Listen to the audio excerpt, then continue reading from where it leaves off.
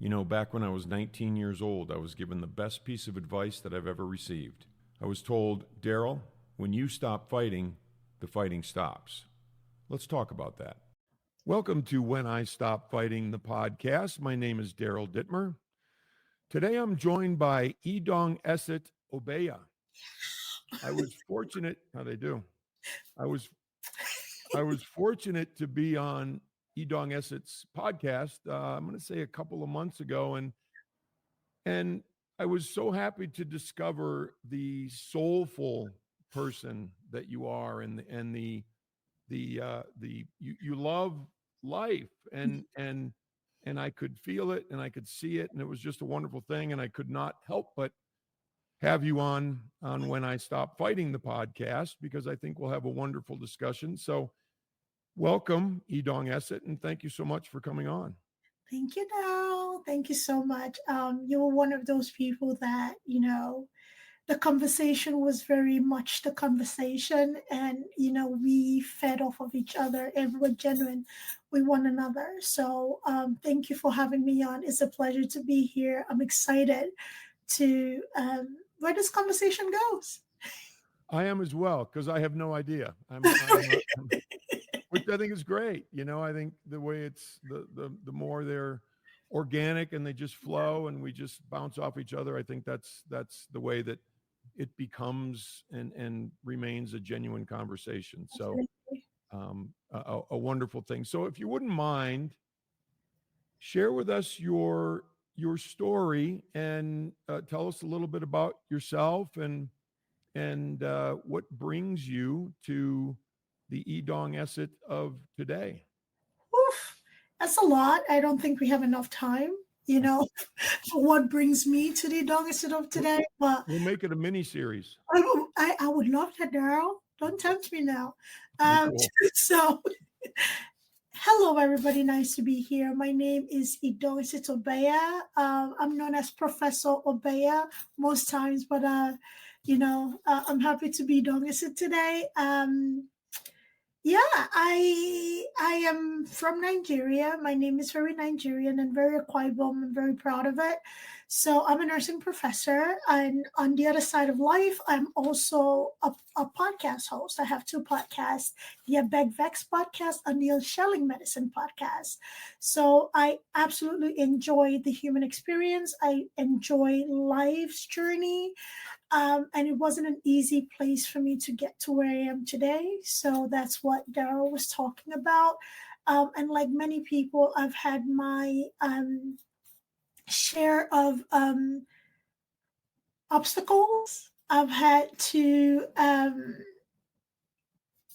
turn inward to really heal things and, determine what bridges are meant to be burned and not to be apologetic about burning them, and to know that I am my champion and to value the people who value me, to, give life to pour into people who pour into me and not constantly pour into people who are takers, because there's plenty of those. So in my journey, my own life's journey, which is not linear, you have those valleys and mountains. I've learned a few things, and I have made it a very conscious effort to connect with people to share their journey so that we can be that person we wish we had when we were struggling with our own journey. So that's me in a nutshell. Very cool. Obviously, there's a lot to unpack. Right. We're going to start unpacking those things, but you had mentioned something that really struck me, and a couple of things actually. The hurdles, which are, we all get them, right? We all get our hurdles, but the question is, what do our hurdles then make us do? What do our hurdles then make us do? That do we turn inward, like you said, or do we blame the world?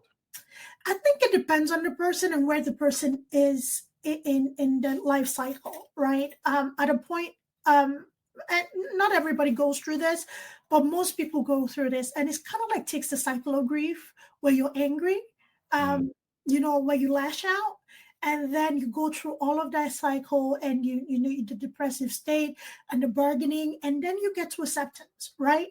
And all of that doesn't always take one straight shot.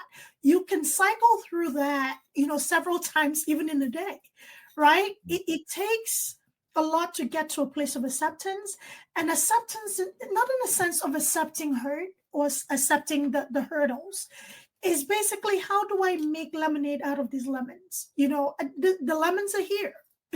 You know, there's nothing I can do about them presenting themselves. However, how do I avoid more lemons my direction? Or how do I make better use of the lemon? Um, as a person who, you know, faces bias on a daily basis, it's kind of like, you know, I've learned to determine what gets my energy or what doesn't. You know, my daughter's birthday was yesterday, and Happy birthday. thank you.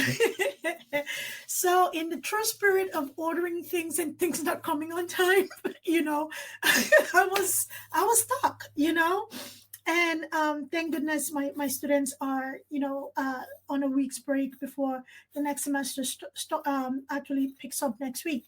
So I had some time, so I was very thankful for that. So I did a lot of running around to, you know, gather things, decoration. Because the poor girl is also taking its state test this week. So it was like really on my birthday week. So I had to bring sunshine. So I went to a store, and it's a well-known party store, and a lot of them are shutting down now. I, in really a haste, and you know, trying to piece things together, I spent more than I planned on it, but you know, I was focused on my child being happy. So I spent about $350, and you know, that came with inflating balloons and everything. So this is an example of a lemon. So the balloons were being inflated and all of this stuff, and I paid for two you know, bags to kind of like protect the balloons. However, there were two balloons that had like little fringes to them, and they would have tangled if put in the same bag. So the girl who was blowing up the balloon told me, well, I have to put them in the same bag. I'm like, hey, can you at least put in a separate bag? Because you already told me the problem. So why create a problem if we can just bag them separately? Well, you know, you have to buy the bags. I'm like, how much is the bag? She's like $1. Wow. So, yes, $1. So I'm like, okay, $1. So given how much I've spent so far, is that something that, you know, you can throw in there, right?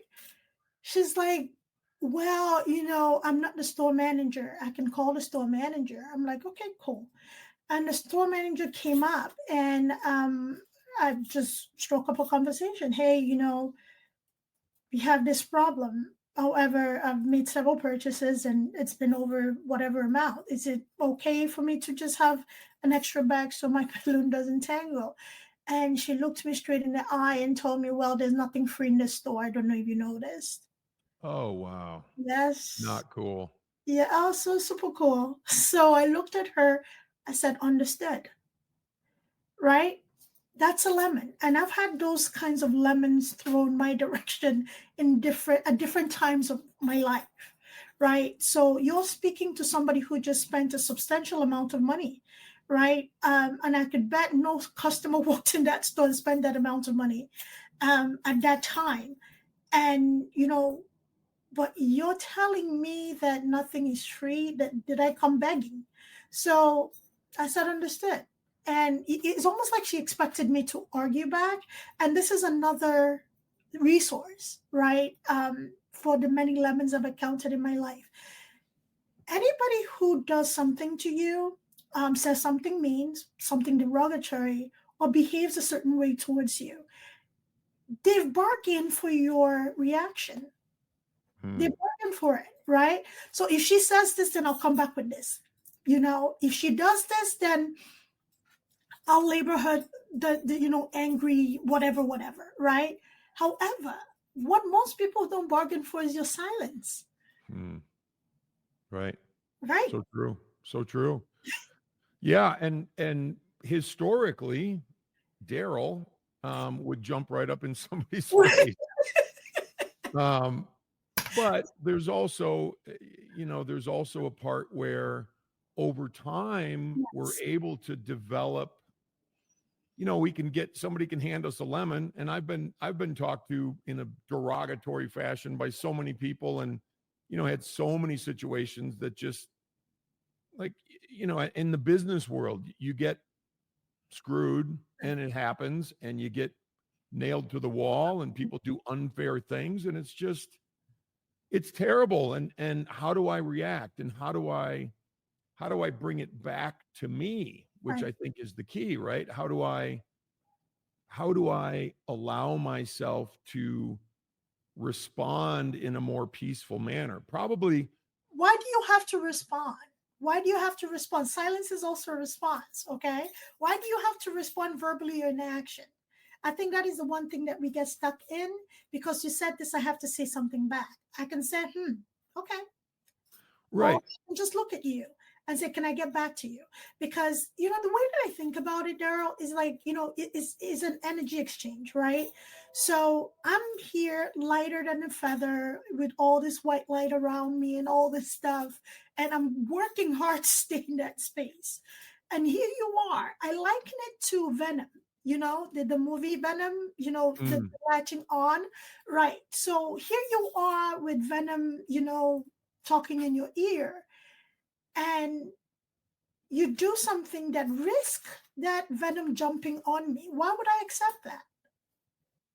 I Right. shouldn't. I will not. So I will let you keep your venom. I'll let you keep your smoke because um when you respond to people, there's a saying in my language. I speak Ibibio, and it goes obori ko idad adidad. So basically, what that says is a person who argues with a certified crazy person is also crazy. So why would I put myself in a position to be lumped? Or feed your narrative. I'm not going to do that. You have an expectation. And it brings me joy to dash that expectation. Sure. No, Right? I agree with that 100%. And but what's happening in me while I'm doing that, which I think is the key. What's going on in here? Right. And in many cases, and these days, probably one of the things that I'd come up with. If you ever saw the Terminator movies, like he comes up with all the answers, Right. and they come up in his little screen. One of my answers, and you talked a little bit about this, and I think Right. it has to do with burning bridges, Mm. is one of my answers might be, you know what, I'm out. Have a good day. I'll go somewhere else and buy my stuff. Mhm. That would be an answer that, that would be a response. Everything is a response, right? Yeah. Silence is a response. Walking out is a Right. response. Engaging in argument, which Right. generally I just don't do, is also a response. So what am I choosing in that moment, right? I was tempted. At that point, the one thing that I usually, and I tell my students this all the time, I weigh my options. The reason I was there, and I drove far to that store because similar stores around my area are now shut down. And I was there for my child's joy, Right. right? Right. So I will not let you steal that by saying, you know what, just refund everything. I want my money back. I could have easily done that, easily. And it was getting dark, and Mm. driven another however many miles to get to the next door, and who knows if I would be meeting closing hours. So I will not let you have that satisfaction. The other part of what you said is what is going on inside of here is recognizing what triggers you or what is Mm. a trigger. If I know you're saying something to get a reaction, whether intentional or not,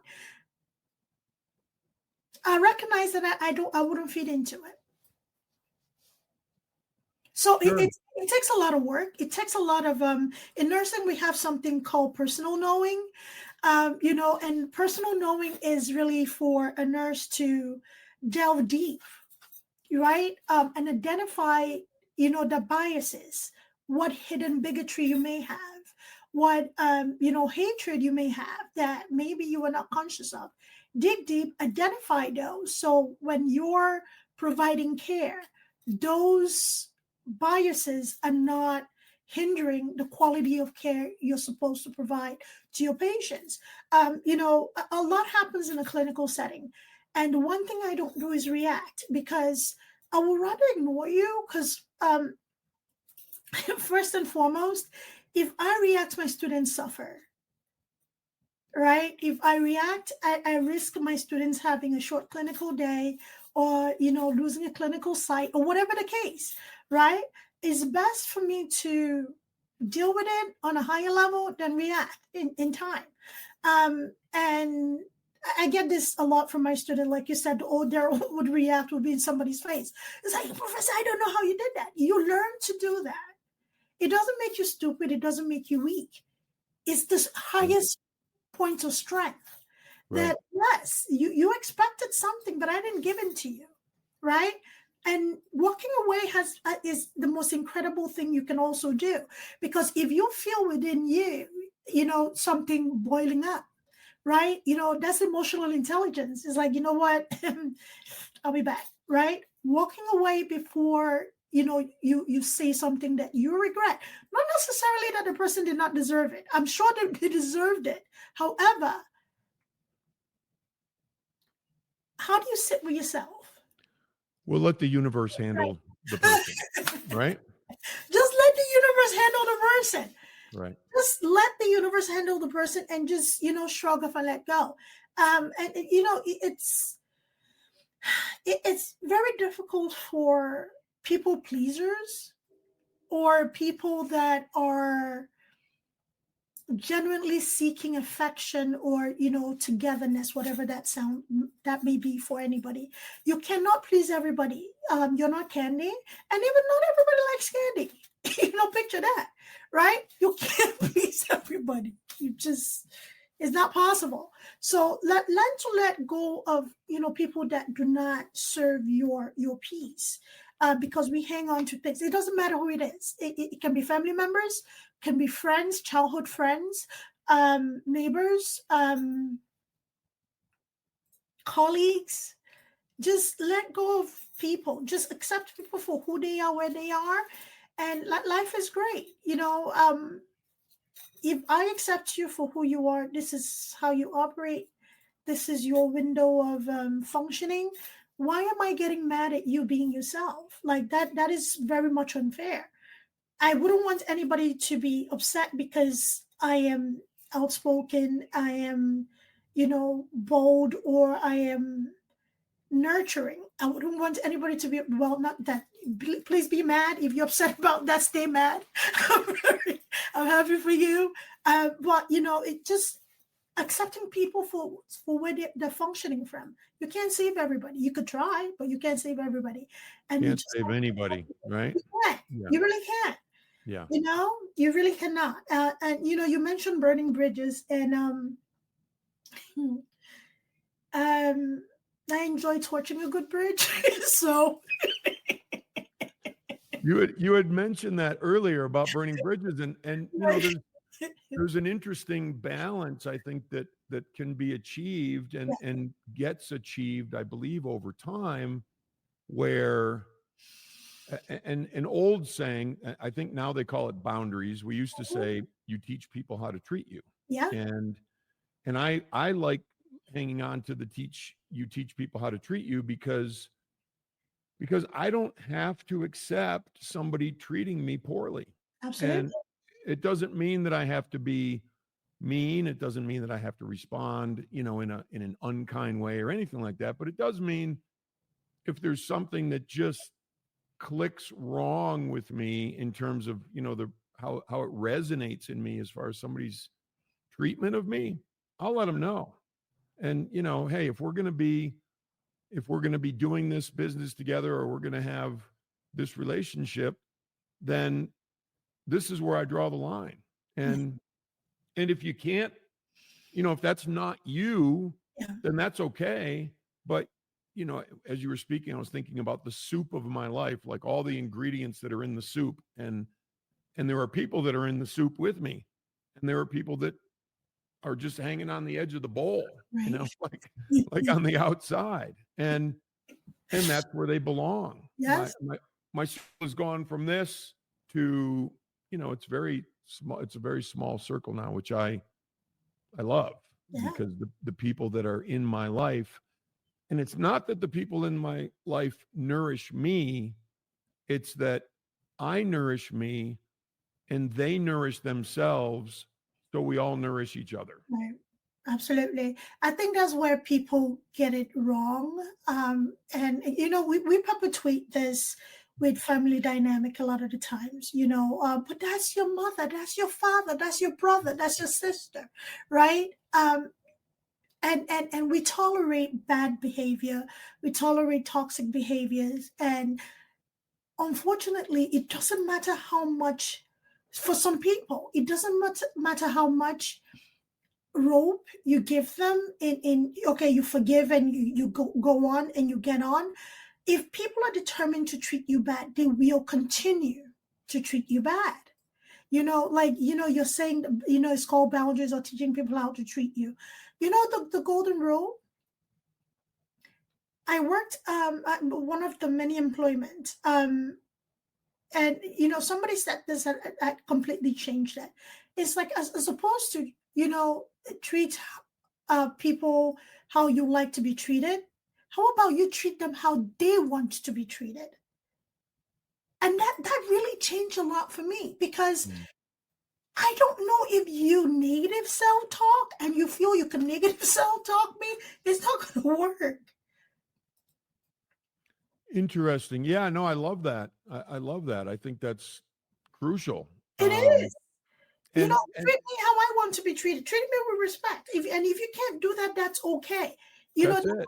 I Yeah. talked about this dynamic of letting go and burning a good bridge, because we hang on to relationships that do not serve us. You have a bowl. I'm down to a cup. I like my cup. I like my cup. I like Right. people. I like my tiny little cup, because these are people that appreciate me. These are people that, like you said, nurture themselves while I'm nurturing myself, so we can all nurture ourselves. It's kind of like companion planting. I'm a big gardener. People forgive me. It's kind of like companion planting, right? There's certain plants that just grow well together, right? Plant certain plants, and they enrich the soil with the nutrients that the other plants need. And it's this beautiful exchange, right? And you have a hearty garden. If you plant watermelon with certain things, the watermelon kills it, right? Because of the chemical it emits.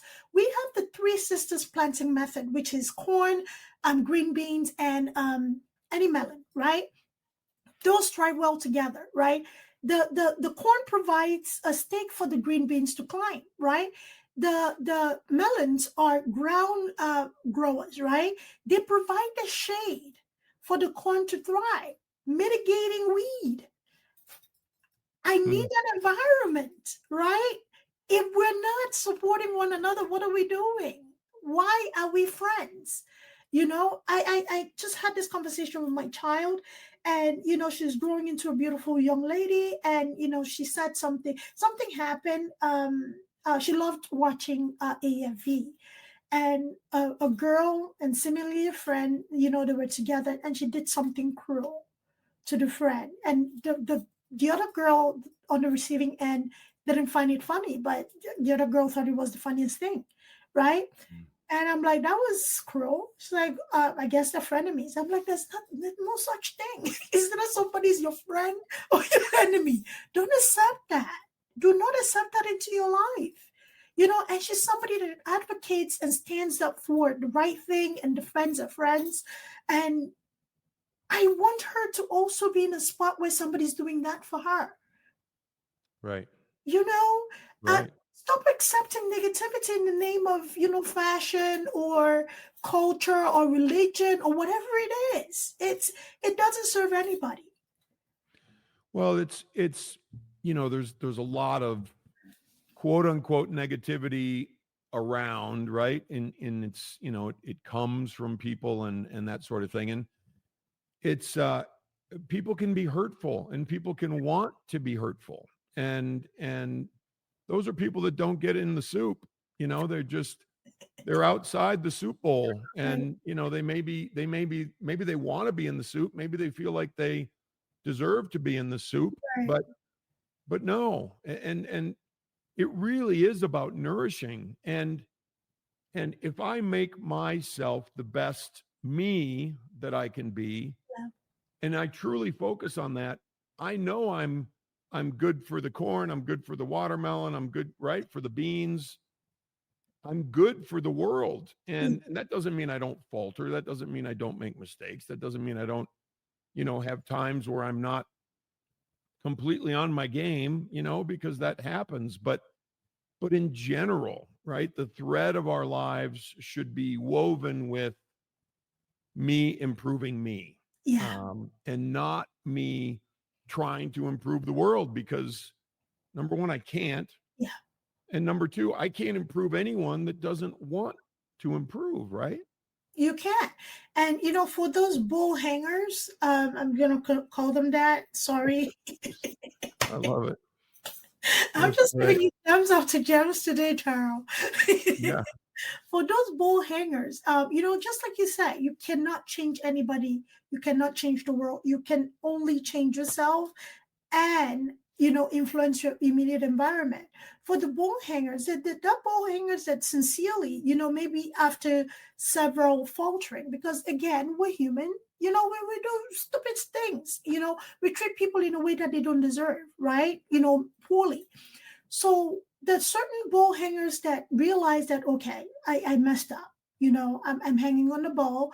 I want in. What can I do to improve this? Okay, where did I falter? Those ball hangers, you can, you determine how this is going to go, because at the end of the day is your peace of mind, and and your life. You determine how that relationship can be reconciled. But Daryl, I am very curious to know, right, what is your take on ball hangers who gaslight you? To me, that's intentional. That comes from a place in them that is the reason why they're a bowl hanger. And so to me, it's all the same stuff. And my life now is characterized by what resonates with me, and what doesn't. And if somebody's doing those kinds of things intentionally, Mm. that resonates poorly, and they will either remain a bowl hanger, or I'll have to pry their little fingers off the bowl and just let them go. Right? That's the only option at this point in my life. Now, if somebody comes to me and says, I think the first step is, hey, I'm sick and tired of being sick and tired. I'm really looking to improve myself, which, hopefully will improve my life. And I'm struggling and I need your help and I need your assistance. And they're a bowl hanger, Mhm. and I'm trying to help them. And they have times where they falter, or, they do something that maybe they regret, or Yeah. like, hey, that's great. As long as you're continuing to try, just like I am, Mhm. then, we're going to continue to try to have this relationship. But Yeah. when the thread of you, or when the trajectory that you're displaying starts going south Mhm. over a period of time, I'm out, because you're not serious. Be Absolutely. serious, and I'm with you 100% of the way. Absolutely. I don't, that is one of my I'm not a fan of pet peeves, but that is where you lose me, when you gaslight me. Mm. When you make it seem like it's an overreaction on my end, or I don't know why you're upset about that, or um pretending you don't know what is going on. That is a surefire way to just um, have me lose the slightest bit of respect I had left. Because there's something huge in acknowledgement. right? Even if you don't acknowledge wrongdoing, just acknowledging the feelings or acknowledging the space the other person is presenting to you. How that hit me, right? That's it. Yeah. I didn't mean to offend you. I didn't see it as something offensive. However, you've presented this. I hear you. Can I kind of like digest it a little bit and maybe we can talk about it further? You know, whatever. Um, as opposed to blaming somebody that, most times it's not just a one-time occurrence. It's something that, has been built over time. So if it's a one-time occurrence, you'll be nowhere near the ball, let alone hanging on the ball. you know?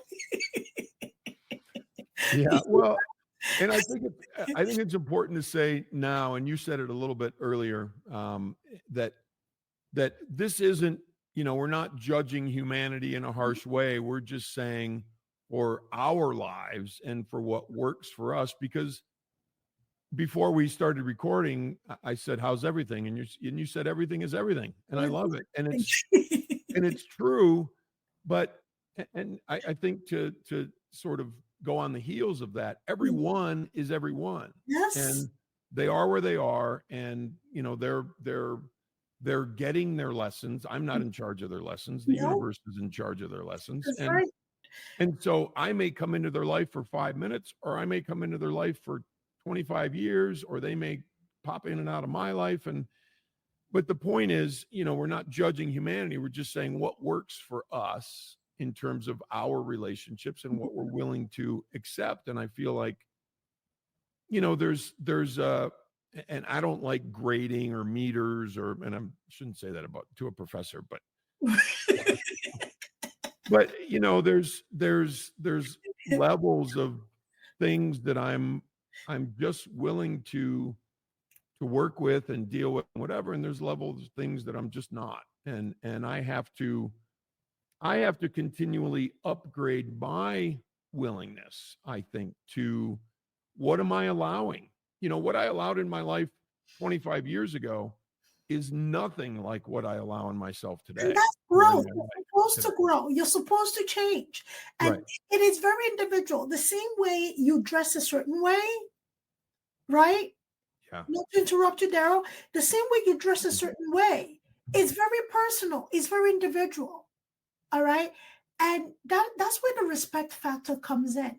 If I can respect you for being you and your own person, having your preferences, with meals, with hydration, with exercise, with the quality of work you do, with the quality of people you interact with. If I can respect that about you, it's just simple humanity to respect the same about me.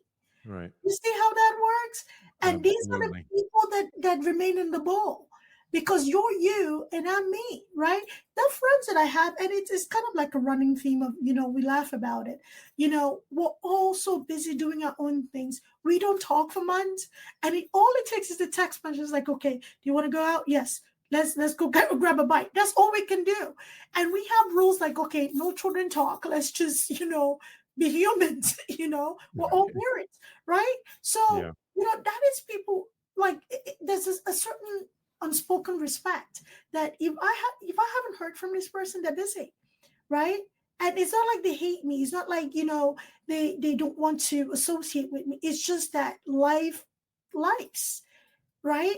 And we should all have our preferences on what brings life to us. Nobody should be guilted into that. It is very individual.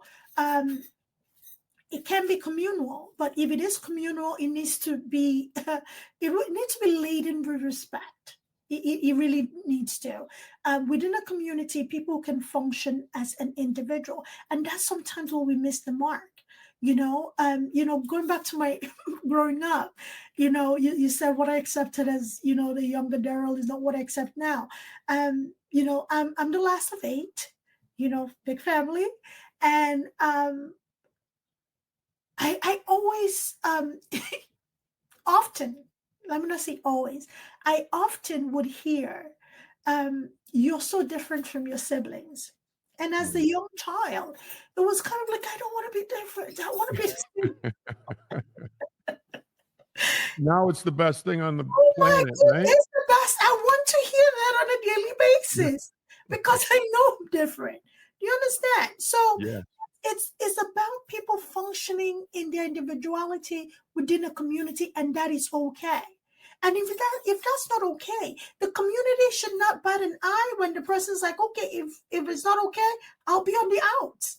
I'm okay being on the outs. And it should be okay with the community. Because if I'm not accepted wholly, then that's fine.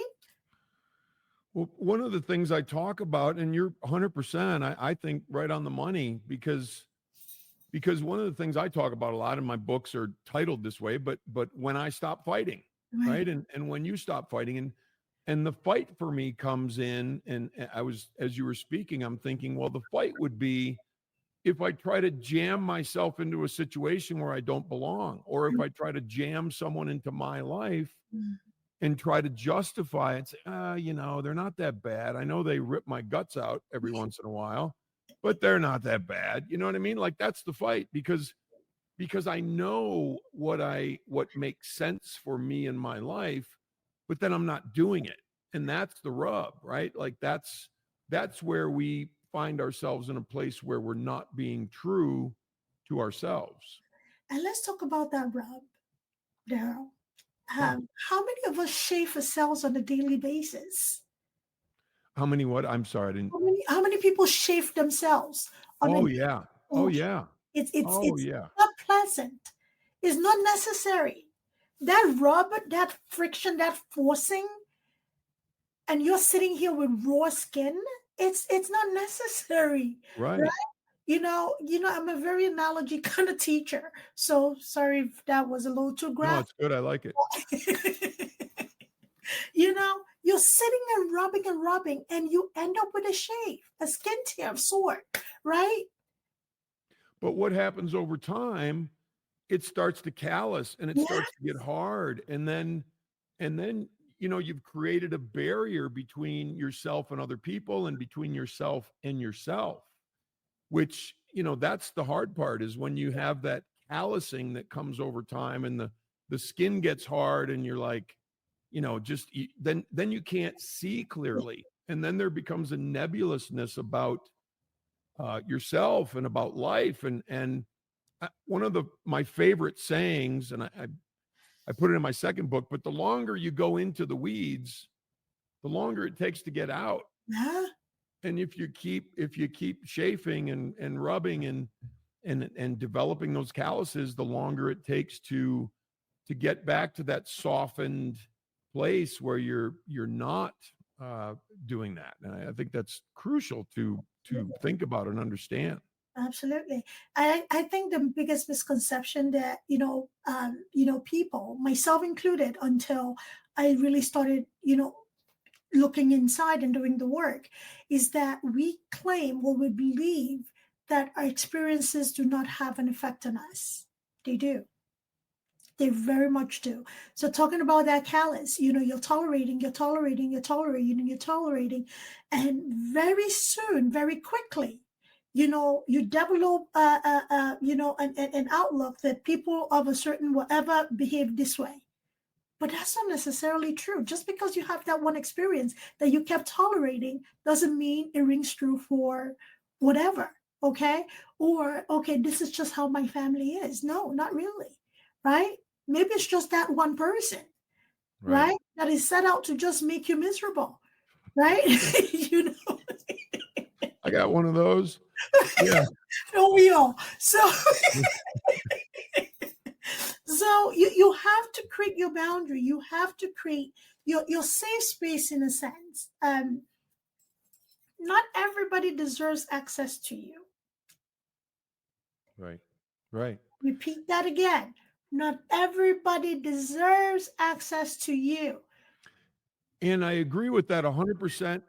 And a lot of times we say, well, because of a label, and these things matter. Sure, family matters, and all that, and friend matters, and I've known them for 30 years, and they ascribe to the same sort of beliefs that I do and whatever that might be, political, religious, whatever. But you're right.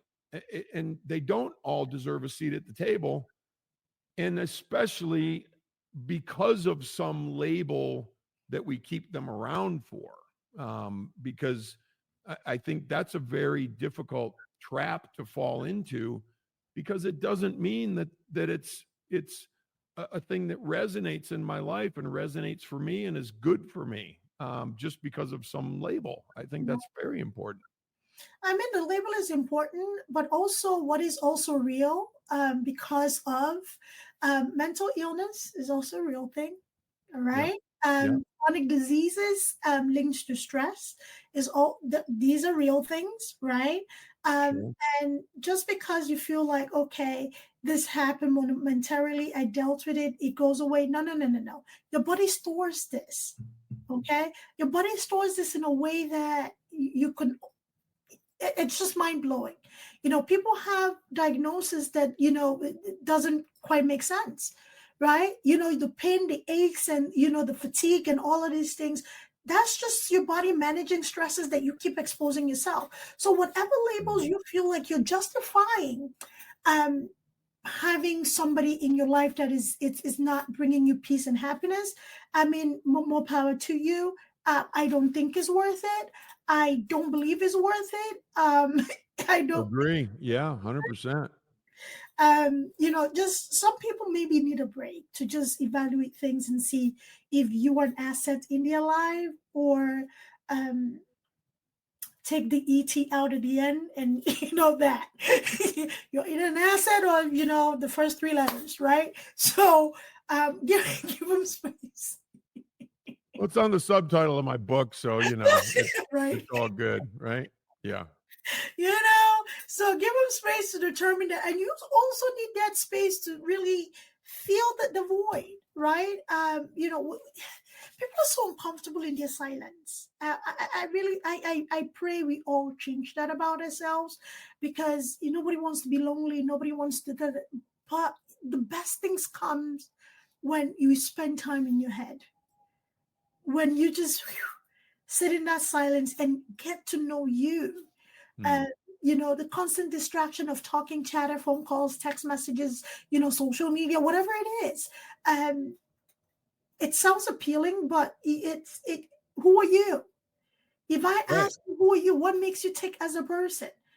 What do you want to invent? What do you feel like, your role is in humanity? Forget the world.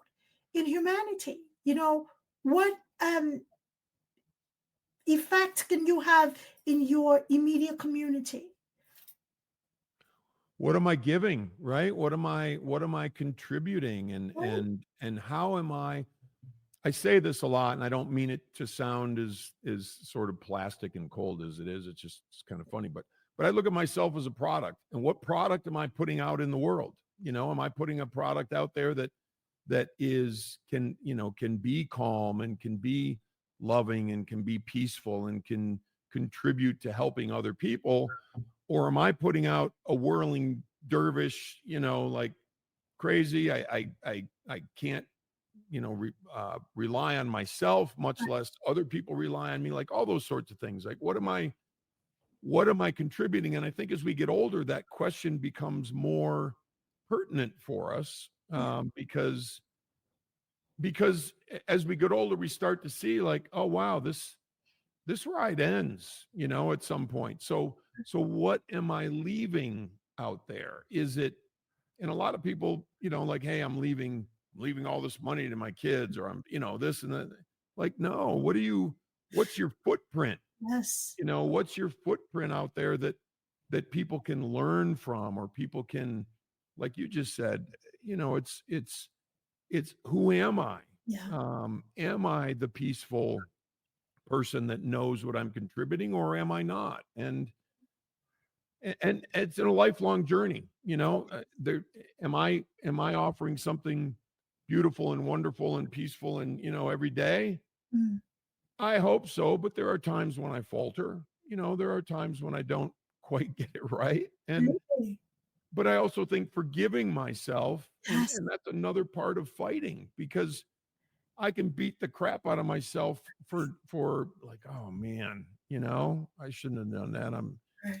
I'm way past this, and I should. And then there's the friction starts again. Right.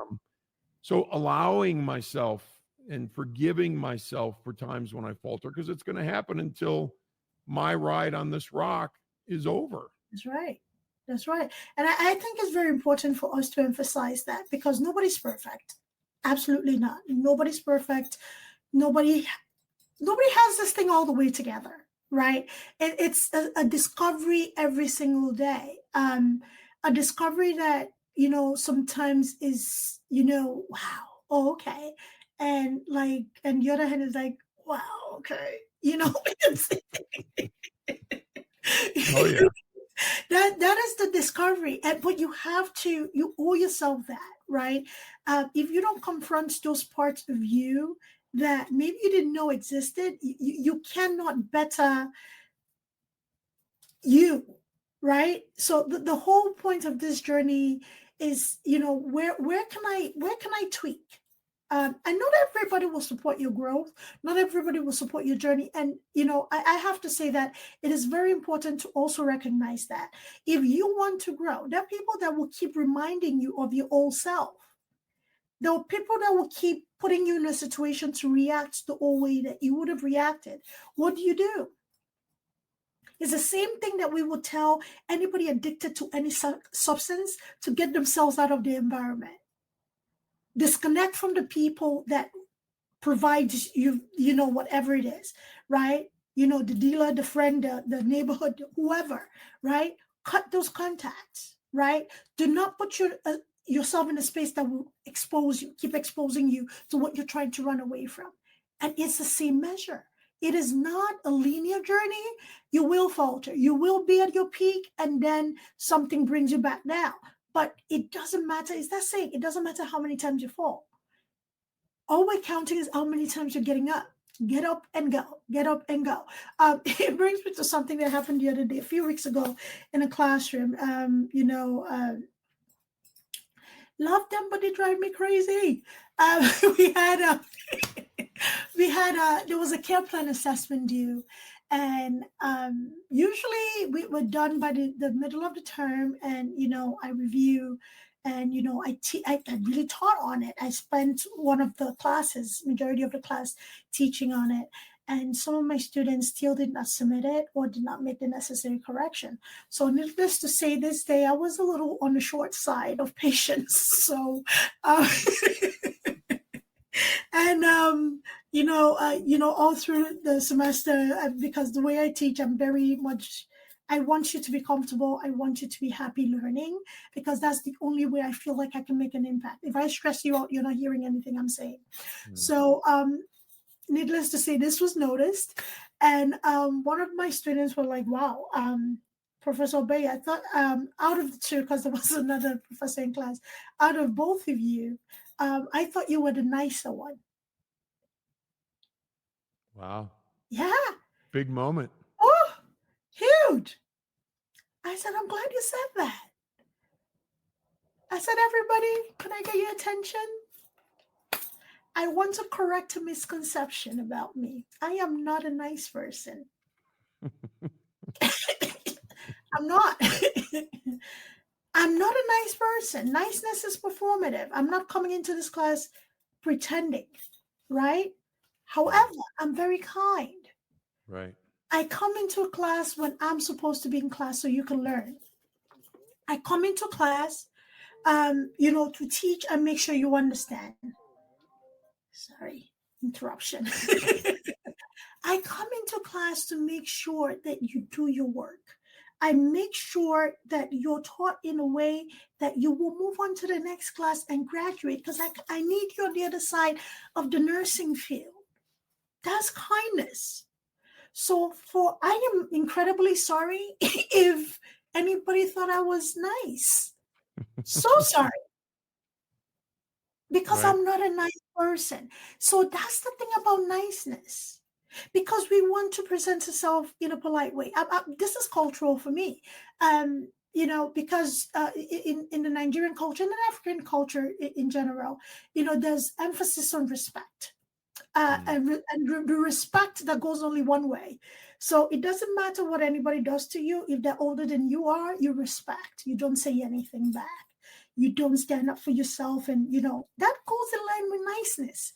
You have to be a nice, young girl, a nice young man, a nice. No, I can be kind in expressing myself in a way that is respectful, but I still have to express myself, right? It's not what you say, it's how you say it, right? And the whole class was quiet. I said, does anybody have any question? So now do you understand the difference between being nice and being kind? So where do I fit in that box? Kind.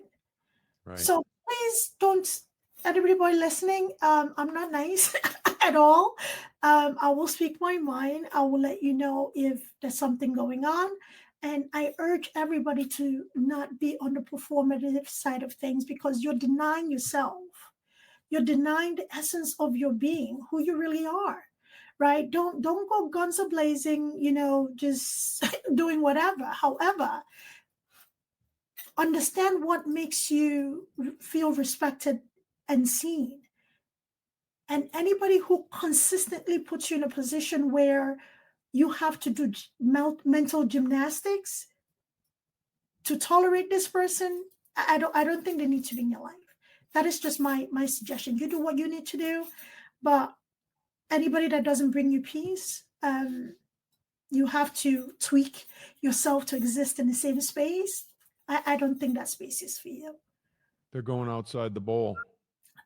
Outside the bowl. Let them hang on. If they still are not learning, just like Daryl said, peel the fingers. I wouldn't be that nice to peel the fingers. I will use a spoon and smash those fingers. Well, yeah, I'll say, okay, I got one hand off. You want the other one going? Right. Keep doing it. No, yeah. I think that's great, and I agree. There's such a distinction between nice and kind, and I I kind of look at that, and we're cranking on time here. I just looked. I'm like, wow, we've been talking for 51 minutes already. But there's also I think there's a performative nature, and I know this opens up a whole new can of stuff to talk about, but there's a performative nature to people trying to be positive, like throwing, oh, it's a beautiful sunny day when it's raining inside and I'm having all kinds of thunderstorms and like, oh yeah, everything's beautiful. Like there's a part of us that needs to be real. And I think there's such an emphasis on positivity versus negativity. And I feel like that's what that brought up for me, because I think you become a more light and positive and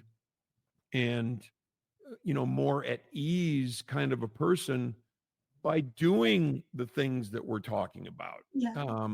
If I'm not doing the things that we're talking about, I don't have any business saying, wow, it's a beautiful, sunny, bright day. And I'm talking more metaphorically, like inside, right? Like when my guts are getting ripped out and I'm trying to pretend. And I think that can be very damaging because a lot of people pretend.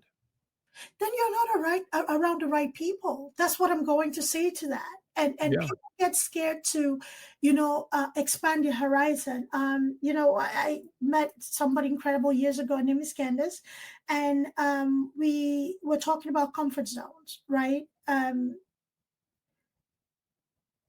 When you tell somebody to step outside of their comfort zone, it feels foreign, right? It feels scary. Oh my goodness, I'm stepping out into the middle of the rainforest, with everything in here that could kill me, or in Australia somewhere. Sorry, Australia. So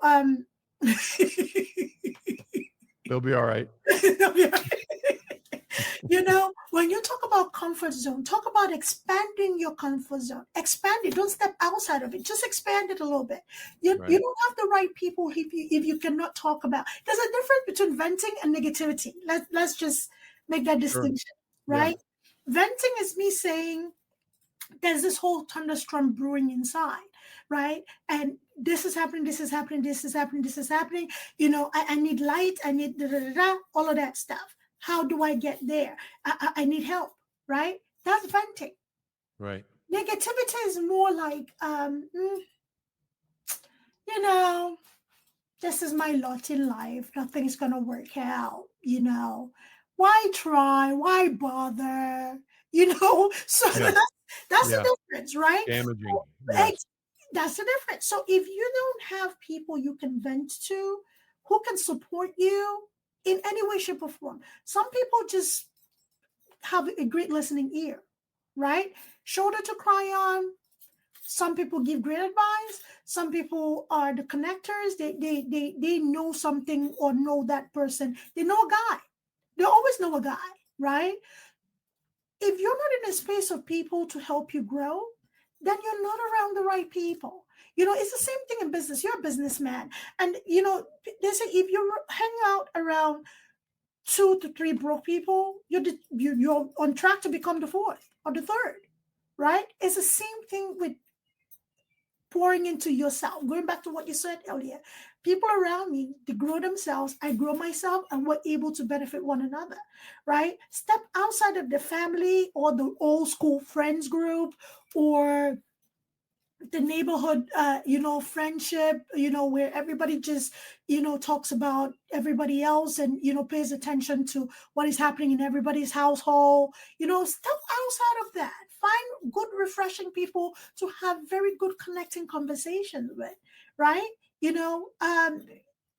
Redefine your, as long as you can, I say vertical and ventilating. As long as you're vertical and ventilating, you can grow. As long as you're vertical and ventilating, you can change.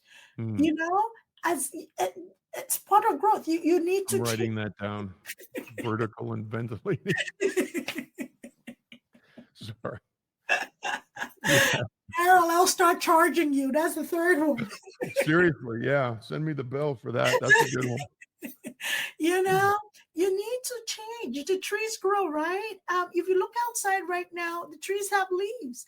Just a few short months ago, they were bare, right? All you can see were twigs, right? So if these trees can go through seasonal change, so can you, your living thing. Please do it. Change your environment. It's okay. People are not going to be happy about it. It's okay, right? You can choose to explain or you can choose not to explain. That is your own prerogative. But you deserve to be happy. You deserve to live your life to the fullest, whatever that is. Whatever it is, you deserve it. Absolutely. And everybody deserves that. And I believe it's however the universe, trains us and teaches us and gives us the lessons. I personally feel, and I'm going to start wrapping it up with this, I think, Professor Obeya, because we could just go on and on and on. You and I, we click. When we converse, we converse. So we do. But I, there's a as the universe gives us these lessons, the universe is directing us. It's saying, look, here, pay attention over here, pay attention over here, check it out, and it gives us things like you said, like nature, to help instruct us and to show us that, we're not just this, what do I call it?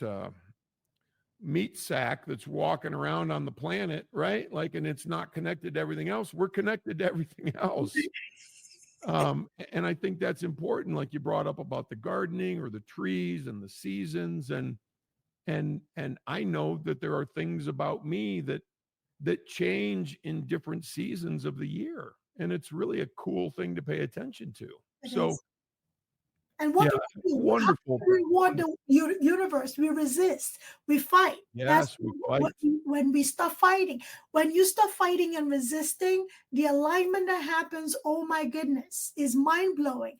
You just have to be determined to make that change. And the alignment just happens, right? When you stop fighting, beautiful things happen. So when I stop fighting, that book back there, please grab you a copy. Right. Thank you. No, I appreciate you saying that. It's been so true for me because I look at it like, look, I'll get 27 lessons Yeah. of the same thing if I don't learn. Yeah. And then as soon as I click around and get in that flow of like, oh, that's what they're trying to say, Yeah. then I don't get that lesson anymore. There we go. Like, who's in charge of that? I'm not. I just it's how the whole thing works. So anyway, we got to wrap it up. But thank you so much, Idongesit. I so much appreciate your time and your wisdom, and seeing you again and talking to you again is a very, very cool thing. So how do we find you? How do we find your podcast? How do we find anywhere else that you'd like us to find you out there? I am very much on LinkedIn, and LinkedIn has been my home predominantly because there's a lot business wise going on. So my podcast is on all the major platforms. So we're on YouTube, Spotify, Apple, Amazon. The Unshelling Medicine podcast, the Abeg Vex Podcast is also on all the major platforms. So YouTube, Spotify, Apple, Amazon. So yeah, LinkedIn is the one place that I live. I am on social media, Facebook, Instagram, that one, TikTok, you name it. But the way you would really find the bulk of what I do is really on LinkedIn. And if you're interested in having a conversation, please reach out. I would absolutely love to interact and converse. If there's anything that you feel like I can do, I don't know much. I know just a little bit. If I can contribute, Me too. right? Whatever little bit I know, it will be an honor. So Wonderful. I'm grateful to be here, Daryl. Thank you for having me. I'm so grateful for you. Thank you so much, Idongesit. I am grateful for you as well, and I will put that information in the show notes where to find you. And again, thank you for sharing your wisdom. I've loved it, and look forward to the next time we get a chance to speak. Yes, sir. All right. Thank you, everybody. Thanks for having me, Daryl. Thank you. I'd like to take just a minute and make you aware of my books. My first book, When I Stopped Fighting, The Unexpected Joy of Getting My Head Out of My Ass, is best described by a recent review. If you're looking for a book that will make you feel like you can tackle anything, this is it.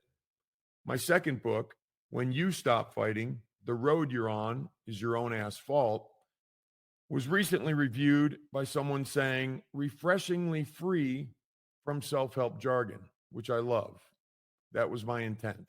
I feel like these books are doing a lot of good out there and helping a lot of people. So if you get a chance to check them out, I'd appreciate it. Thank you.